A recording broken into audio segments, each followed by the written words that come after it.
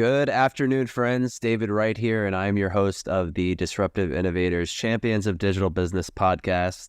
And this afternoon, I am lucky enough to be joined by Jim Miller. Jim, how's it going, my friend? It's going very well. Thank you. And yourself? Yeah, I'm doing all right. First day back from vacation, running around with like a chicken with my head cut off, but happy to be speaking with you for sure. I appreciate you having me on. Yeah, absolutely. So Jim, for those of our listeners who may not know, can you tell everyone a little bit about your current role? Sure. I'm the Chief Technology Officer for Markets Voice and Video at Symphony. Basically means everything we do around collaboration and voice comes through my team. Really excited to dive deeper into the work that you're doing at Symphony. We have a lot of listeners in the financial services sector, so excited for that. Before we do, I want to dive deeper into just kind of your personal backstory, and even prior to that, we like to just start our episode with just one piece of actionable advice you might look to leave our listeners with today. Yeah, it's pretty basic. I think Nike made a huge brand on it. I think it's whatever your dream is, just go for it. I see too many people who think, oh, it's not the right time, or the situation isn't perfect. I think perfection never happens. And so if you believe in yourself and you trust that you can make things happen, if it all goes badly, just go for it and believe in it. Stop overthinking, just make it happen. I love that. It's like flying over my skis has been like something that has gotten me to where I am, and it's taken falling on my face at least a few times, So,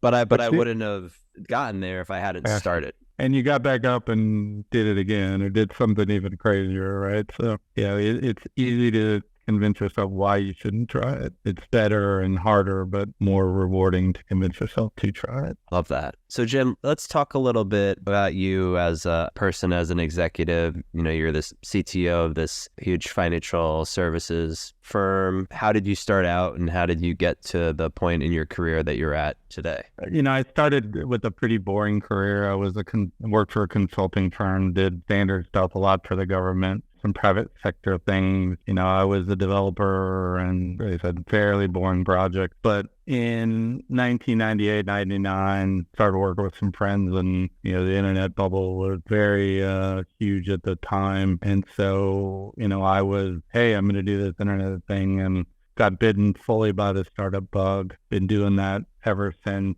For the most part, my startup experience has been on really ground floor things. Early stage, I was either founder or co-founder or one of the first employees. It's the startup energy and the family feeling has been something that I've craved ever since, and it's just a lot of fun. Symphony is a little bigger, but it still has a lot of startup feel in it. So, I seem to always seek out this startup situations where I can show my creativity. I'm not a creative person, but in a startup, you kind of have to be doing a lot of things, and it forces me out of my box. And, I feel like sometimes as technologists, we don't give ourselves enough credit for our unique brand of creativity, or at least I could speak for myself personally, because I don't consider myself really a creative. But then, occasionally I'll take a step back at something that, my team and I built, and I'm like, actually, it is a little creative, in its own way. Yeah, it's an interesting point, because I think a lot of times in technology, it takes a while to go from point A to point B. And if you're looking at yourself in small slices of time, like I haven't done that much, but if you step back, you're right, it looks a lot more impressive. I used to run marathons, haven't done it in a while, but a marathon is made up of a lot of miles, but each mile is its own. And if you look at it that sense, if you think, oh, I got to go out run 26 miles, it's really daunting. But you think, I can run this 1 mile and look at what you've accomplished. It's pretty rewarding. Right. Or even just a line of code, as if I'm writing it, it's just a line of code, right? But then it ultimately becomes this amazing application or whatever it is. Yeah. So Jim, what would you say is one of the most important things that you learned over the course of your journey, personally, professionally, or otherwise? And what was life like before learning it and after learning it? Yeah, it's an interesting one, because it's something I probably learned later than I should have. But to me, one of the most important things is do the prep work, right? Be prepared for what's coming. I always thought of myself maybe a little too arrogantly as that I'm very smart and I have good intelligence, but the assumption I made for too long was, yeah, that's fine. That'll give me what I need to do, right? I'll be successful because I have that a good brain. And you realize after you're out there and doing startups or in finance, there are a lot of really smart people who have a lot of really interesting approaches on ways to succeed. So it's really important that you don't believe your own hype or believe your own laurels. Like, do the prep work, be ready for whatever comes your way. And so before I learned this, I would show up to meetings unprepared and I'd look foolish, or I wouldn't accomplish a particular task just because I didn't do enough legwork. Since then, of course, I still make mistakes and I still fail, but I usually make mistakes out of a misunderstanding instead of lack of preparation. And I think it's really important to go into situations where I'm meeting with a big bank and if I'm not prepared, they're just going to rip me to shreds. So be prepared, do the prep work. My business coach always tells me for myself or my team that there are mistakes of ambition and mistakes of sloth. You know, mistakes of ambition, acceptable. Mistakes of sloth, you know, we need to dig a little deeper into that, right? Like, what's the underlying cause or lesson that needs to be learned there? You kind of mentioned, you know, something right there, but is there a time that sticks out in your mind as a time that, you know, you had a project that failed or you had a challenge over the course of your career, but you had a profound moment of growth that led out of it, or something that has served you kind of on an ongoing basis? Yeah, I think one of my first startup company called CreditX, I didn't really understand the product we dealt in, which was credit default swaps. And then there was a couple meetings with potential investors or potential clients. And, you know, I just, you know, shot myself in the foot of not understanding what I should have understood. And it was, you know, you walk out just going, how do I make that mistake? And I've never done it, at least not as severe as that, you know, and it ended up being a successful startup. We sold it to ICE in 2008. And, you know, had we not come together as a team, you know, I think we'd have failed to get to that point. And again, I think it's more about, I had a great team working with me, but they, along with me, figured out here are the steps that we need to make sure we're ready for when we deal with a JP Morgan or a Goldman or a Citi, some of the biggest customers we had. That's a good one. I mean, something that I had to learn myself as well. Traders are really smart. They will expose that you don't understand what they're doing. Not intentionally, not necessarily cruelly, but they will let you know that you don't have a clue if you aren't prepared, basically. So, Jim, I want to dive a little bit deeper into what you guys are up to now. Before I do, we like to just ask a favorite book or literary piece, either that you're currently reading, have read recently, or all time, your choice, whatever you'd like to discuss. One of my favorite all time is a book called What Got You Here Won't Get You There. And it's similar to what we've been talking about. It's about the things you've done well to get to this point won't get you further up in your career. It's an interesting one. But my most recent book that I really fascinating and a little bit depressing to read was a book called This Is How They Tell Me the World Ends. It's basically a book about, you know, hacking and the security risk around all the systems in the world and how effectively there's talented hackers out of Russia and the Middle East and South America who could destroy most of the infrastructure of the world if they want to. And I said it was impressive and very scary just to, you know, how easy things are hacked and just what the incentives are around preventing or collaborating with the hackers. So it's scary, man. I mean, it is really scary. I haven't read the book, but I've read some articles and know some people, and it's just, yeah, it could be bad. So yeah, and it's one of those things like, you go to war in conventional warfare, you at least understand where you're fighting in, but cutting off your power or your water or whatever else. It's a very good read, but it's also quite depressing or quite scary at times. I'm going to still check it out. So thanks for that, Jim. So Jim, let's so on a more upbeat note, so you're the CTO at Symphony. Tell us a little bit about your vision for IT and digital as it's derived from the overall mission of the organization.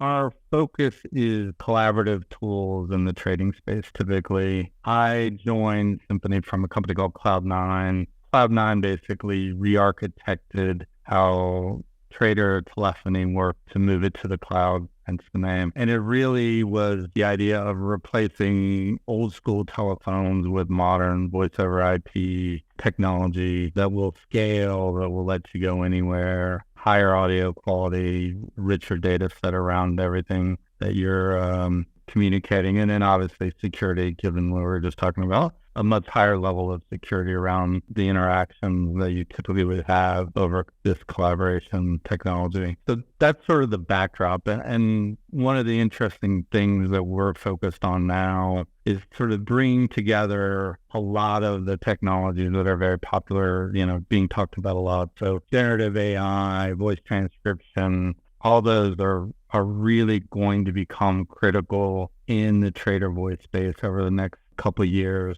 simply because when I talk to you on the phone, on a call like this, it used to be, even if you record it, somebody'd have to listen to it and sort of pull it apart. But now with transcription and generative AI, you could actually have a summary and get sentiment of what this conversation was about, bring out key elements of it. And so that is a central part of what we are trying to achieve with Symphony, really bringing together a full range of conversations, whether it's chat, audio, analyze it across the whole set of conversations or interactions you have as a trader within your company and external to the company, and then be able to understand what are the trading insights, what are the sentiment that is there in near real time. It won't be fully real time, but it'll be very close. And I think it'll change the way not electronic trading is, but some more of the typical what has been voice trading over the past 5-10 years. Are you seeing any use cases in your arena for generative AI for knowledge management for traders kind of integrated into Cloud9? Is that something that exactly could be potential for? About a year ago, a little less than a year ago,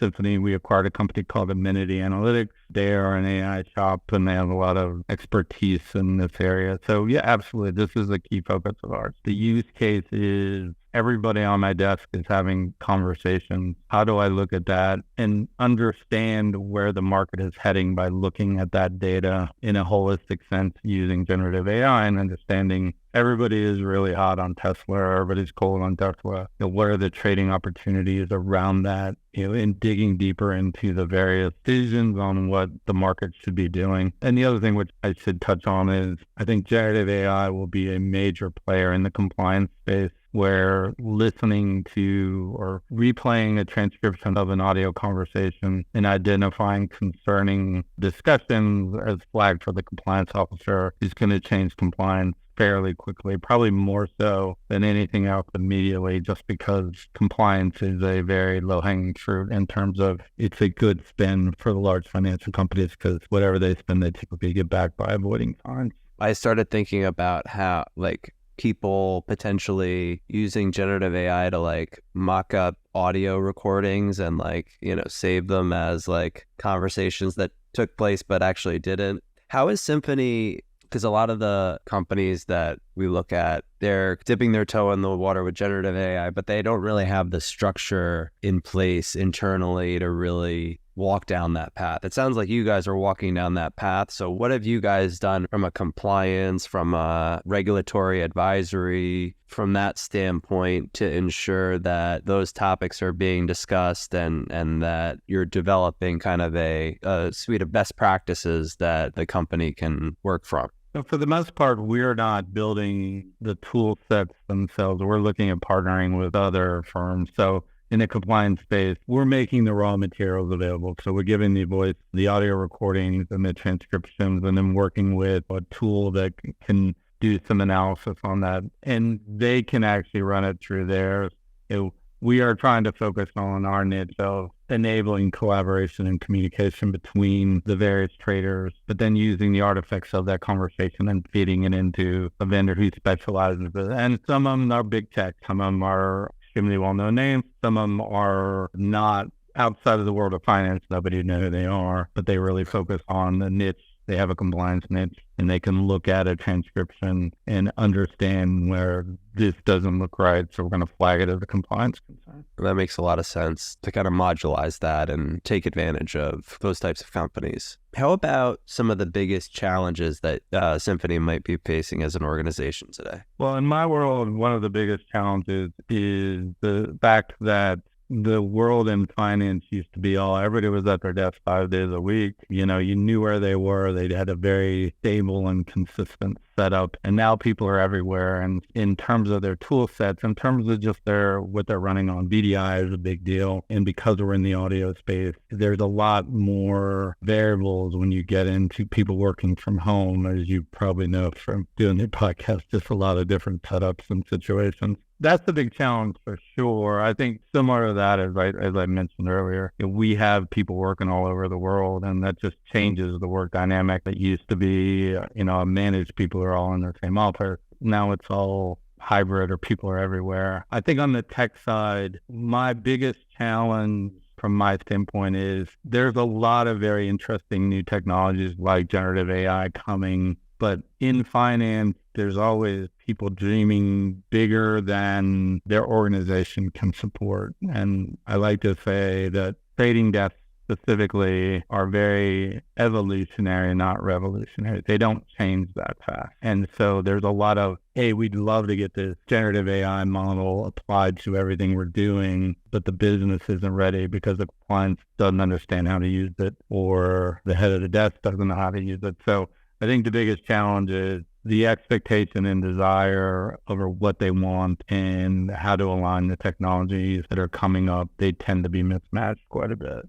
I think the education too, because kind of like you're saying, leveraging an established entity versus, bringing a large language model like into my organization, they're different things, right? So I think that people who are working in financial services don't necessarily understand what generative AI is or can do inherently. Especially the people who are the typical users of our technology, because they're super smart, but they're dealing in their very relatively narrow world about, it's bid ask and how do I maximize my profit out of the trade flow, right? So right, which I have no idea about personally. What about some of the best practices that you and your team follow, Jim? So you're in a continually more distributed environment. You're managing, a significant team. What are some of the best practices you guys follow? That's a really good one. I think we've spent a lot of time at upgrading our architecture to be much more a microservices architecture. So it gives us the ability to be a lot more nimble in how we're delivering. I think moving everything, obviously, we are all cloud-based. And I think, one of the things that we've advanced really is the ability to do everything we do in the cloud. And that's not particularly innovative today, but it was when we started doing it about 6 years ago. And frankly, got a lot of feedback from some of the bigger players in the market. They didn't want to be associated with a cloud provider in this case, and COVID changed all that. But I think, the best practices around, we are multi-regional in our technology cloud. We are very capable and able to handle relatively significant disruption among the cloud providers because of the architecture of a lot of redundancy, and the capabilities are distributed globally or regionally. Yeah, we're definitely an agile shop, and so believe in doing things in small chunks, but it doesn't feel like that when you're in the middle of it. That's for sure. A couple last questions for you, Jim. One would be, we talked about generative AI. Are there any other innovative projects or technologies that you're excited about that are on the horizon for, near term, midterm, long term? One of the things we're really focusing on now is around what we call a federation strategy, and that is allowing our users to connect both in terms of chat, texting, and also voice. So connect into our user base from whatever technology they're on now. So if I'm on WhatsApp and, I can communicate in a secure, compliant way with somebody who's on Symphony. There's been a lot of reports of very large fines, hundreds of millions of dollars to several of the bigger banks in the world because they didn't have a compliant way to communicate. And I think making it seamless for our user base, which is at large financial institutions, but talking outside to somebody who isn't in finance and they have WhatsApp or they have WeChat. That technology is really interesting, and bringing that together to make it so I don't need to know any details about you, David. I can just, communicate with you. Yeah. And I use WhatsApp, but I do in a way that not only I have the data in a secure way and I've done everything that, meets the regulatory compliance issues, but also, I feed back into the generative AI analytical side of it and say, okay, what is this conversation about? And how do I look outside of just the org in terms of what conversations are happening? Yeah, that's super cool. I think cool. It'll be really interesting. And I think we've made a lot of progress. Again, partnering with some interesting vendors, but I think there's a lot of progress we've made over the last 6 months or so to really advance this forward. This question kind of dovetails into my next question, would just be, where do you see the financial services industry going in general in the future? Keeping in mind you don't have a crystal ball, but what do you think might be some of the biggest changes as time passes? So like I said before, I see a lot of trading technology specifically as being very evolutionary versus revolutionary. I do think, some of the things we talked about are going to get really hot over the next 12 months or so, and it's around voice transcription and applying analytics around that. I think that's going to be huge to the firm or firms that tap it earliest. They'll make a ton of money, I think, around just the trading side of it. They'll be more effective at how they trade. So I think there's going to be a lot of money thrown at that. I think overall, too, how people communicate cross-firm is going to change. It used to be phone lines or private wires, and I'm having that conversation, with some of the federated things we're doing, with just some of the technology we built out at Symphony and others. I think communication will be way less, a lot more frictionless, badly stated, but, have a lot less friction in terms of the interaction. And so instead of picking up a phone to call you, I'm just going to message you on whatever technology makes sense to message you. And to me, it's equivalent to 10 years ago, nobody texted first and then called. You'd use your phone to call, and then you may throw a text in there. And now we all text first and call second. And I think that's the way we communicate, especially in the trading world, is going to be flipped on its head, and it'll be still a bunch of audio communication, but it's going to be built on top of just a whole different paradigm. So Jim, last question for you would be, if you could go back 5 or 10 years in time, what advice would you give your younger self? Well, the first thing I do is tell my younger self to buy as much Bitcoin as I could. That would have been a winning. Seriously, I think, if I look at it on a personal level, it's just be more aware of just your personal well-being, your health, and your mental state. I think we now work with a lot of Symphony people are based in Europe and France and Sweden, and they just live a much more work-life balance that I'm impressed with. So just take care of yourself better. On a professional level, similar to the things we talked about, I think it's be more focused on the importance of data in every system you're building and the potential for machine learning to change how you look at data. I think those are the two things that I would really focus on. If I look in 10 years ago, make sure everything has the data element and we can process the data and get insights more cleanly. Same. I wish you would have given my younger self that advice as well. Thank you so much for being on today. It was an absolute pleasure having you. I appreciate the time. It was a lot of fun. Yeah. And to our listeners, thank you for tuning in, and we will catch you all next week.